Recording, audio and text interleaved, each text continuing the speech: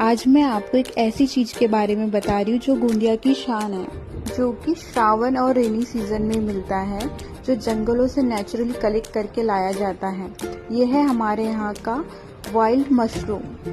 गोंदिया के लोग इस मशरूम को नॉनवेज के टेस्ट के लिए श्रावण में खूब पसंद करते हैं, क्योंकि इसका फ्लेवर रिच होता है, अर्थी होता है और माउथ वाटरिंग होता है। एज अ डाइटिशियन मुझे इसकी न्यूट्रिशनल वैल्यू देखकर और भी प्राउड फील होता है।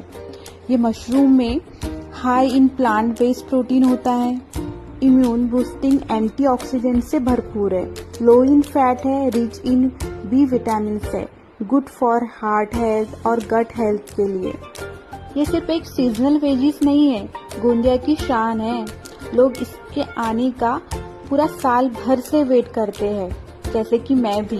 It is not just food, it is a seasonal super food.